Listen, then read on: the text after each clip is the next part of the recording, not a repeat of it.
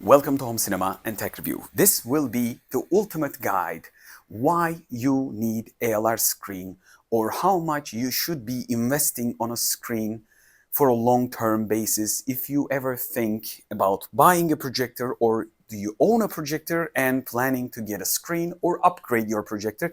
This video will be very important. Both of the projectors are in the bright mode. This is Epson LS300. This is Optoma UHD35. This one is a 4K. This one is Full HD. The images right now within Vivid Storm ALR screen, the image is 92-inch screen. Image is 85-ish because of the distance. And I made probably a lot of explanations for that. This is a 135-inch image. Right now, the ambient lights of the room is open because I have Philips one LED bulb there and one other there, and also under the couch I got a LED strip. So right now the room is easily book readable level of light. Right now where I sit, if I sit here, I can easily read books. So reason that you're seeing me darker, the camera is trying to auto adjust to the scene. The reason that I shot this video auto, because I'm going to open up the lights and it will change the room setup. But I want you to see, just like in a real life, when you open up a light, your eyes adjust, but not as much, of course, two different light sources. So I'm going to close the room lights to show you. Difference is night and day, by the way. This ALR and non-ALR regular screen. I'm going to close the room lights. Right now we got only two light sources. This projector screen and this projector screen. The difference is obvious, right? This is extremely contrasted, just like a TV. This looks like a washed out image. But I won't be stopping there. I'm going to open up the first room light. When I open up the far away light, this room is right now lit from the behind of the camera, and you're going to see a dedicated screen shot right now. I'm going to cut this video here. In this section of the video, I just want you to see the room light setup. As you can see, this is an extremely bright room where you can really read watches and everything. So the difference between the ALR and non-ALR regular screen is obvious. So I just want to make this clear because you might be thinking, hey, what the hell is the rest of the room setup? Room is extremely bright on this angle, but here, as you can clearly see, you can read a book. The difference is night and day. The projectors are not same. This is a 4K, this is a Full HD, and right now this is in the echo mode. This is also in the echo mode. I will boost it up so you will get a clear idea what kind of things are happening along the way in the rest of the video. This is just to show how the room lights are working. And I might do something crazy. I'm going to walk in front of the light and I will open up the second light. And voila. Right now, of course, auto camera adjustment will be decreasing the color because of this light, but look at this and that. This and that. Let me just go do a side angle. That's about it. So, continue the video. And if you watch this section, you'll know what kind of a setup that we are in. And I'm going to open up the second light, but right now the situation is obvious. This is just like a TV, and this is not really suitable for watching. So ALR screen difference is huge. If you open up the lights, that will change the way you think about the projectors with an ALR and without an ALR, night and day. Whether you spend $5,000 or $100, it doesn't matter. If you don't have a good screen, good place to project the screen or visual on, it won't be acting your full potential. So in this video, I'm going to tell you the reasons why you should be investing on a long-term ALR screen, or if you still think investing extremely much more to a projector, it's not suitable for your budget too. But before that, I'm going to open up the second light in the room. Let me just open up the second light. This is awful. Basically, this is awful. Right now, this is 750 lux of light. Here, I can shoot macro 4K, 8K footages right here, close up, some watch photos and videos in my Watch High-Res channel. But basically, I don't need to tell you anything. This is washed out, and this is just like a TV. So that's the difference. But I'm going to tell you the whole story and reasoning and how much money you should be spending. So I'm going to open up the lights, ambient lights, not total lights of the room, just to make it cozy. So you're going to see me through the video. So let me explain. First thing is first. When everybody thinks about ALR screens, they're thinking about the cost of an ALR screen in advance. Of course, the ALR screen from rise up style, like from ground up, going high, these are expensive. For ultra short throw setups, most of the time, people prefer these. But drop down, long throw ALRs, which I showed in the channel, are much cheaper compared to these.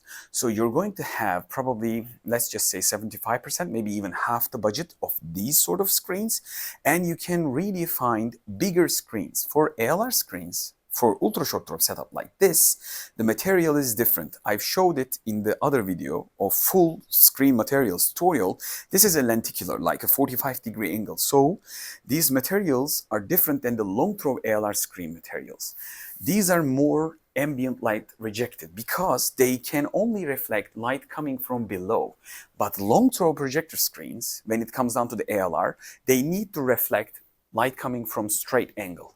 And when I open up the light, even if you have a long throw ALR screen, it won't be contrasted at ultra short throw projector screen. But if you have side lights, for example, if I have a light source here and the light coming from the left or the right, it won't be affecting. So if you don't do a crazy stuff like this right in front of the screen, blow up a lot of light, you won't have the contrast problem with the long throw ALR screens too. So the cost is going to go half the way than the ultra short throw projectors. And long throw projectors are costing probably half, maybe even less than that. And I made a couple of videos about this, like how much you pay in the same amount of money, what kind of resolution, what kind of spec you get from a short throw, from ultra short throw to long throw. So there is obvious question. How much do you want to invest your projector? Or how much do you want to invest your screen? Or how much the budget in total?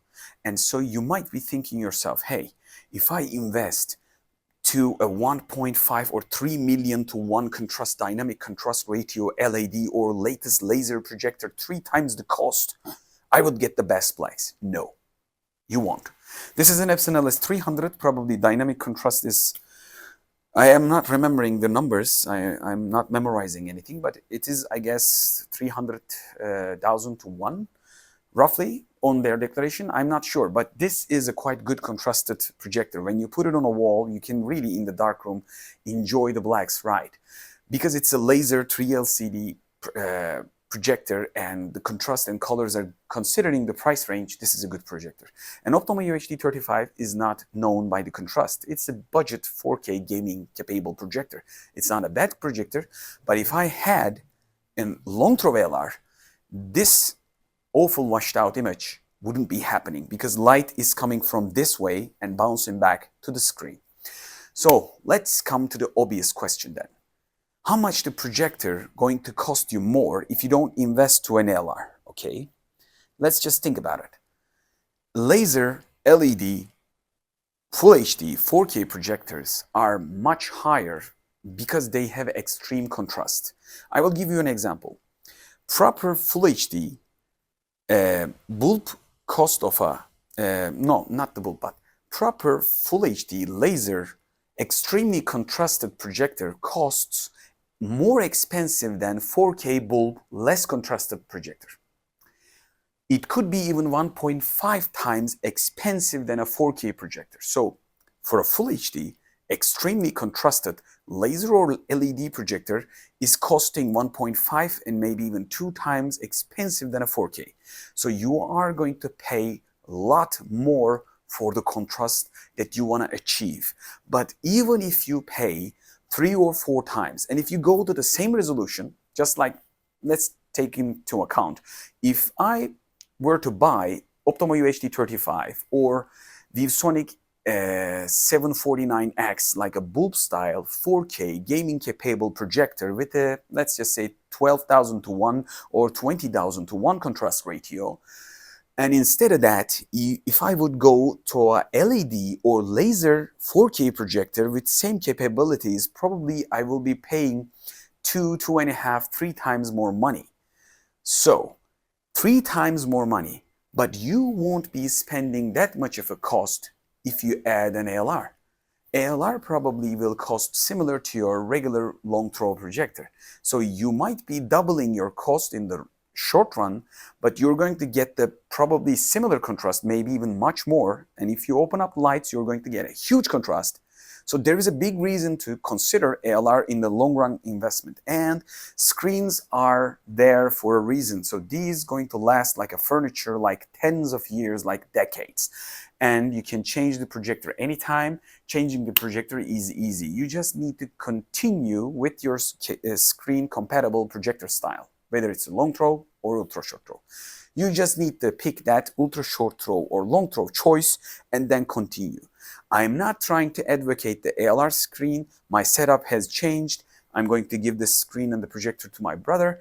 On a long run, my setup will probably change again because I'm creating content for this sort of projectors and test a lot of stuff. My concept is changing a lot, but basically the point is, if you want to get the best blacks, and I made a dedicated video, perfect blacks, you need an ALR screen. That's about it. So in this video, I just want to make clear one thing. Even if you pay triple, maybe even quadruple the money, you wouldn't get the contrast that you desire, even if you spend all the money to the projector. Let me just open up the lights and show you the same thing again. Look how washed out this image is, and look how good this image is. And I'm going to open up the second light. Look right now again how bad this is, how good this is. This light is also hitting this, just like this hits that screen. It's in the same place. So there's no fake CGI here. The camera is auto-adjusting through the video if you go back and forth. Okay, I get that. But the point of is, if I measure it through this light source, room will be very dark if I close all the lights. So I need to shoot this video in auto mode, but you get the idea. Right now I'm in the same stage and camera is not adjusting because it's already adjusted for this light. Nothing is changing. The result is clear. So if you want to learn more how to choose your home cinema setup when it comes down to the projectors, just subscribe to the channel, ask questions. Your questions become my tutorials.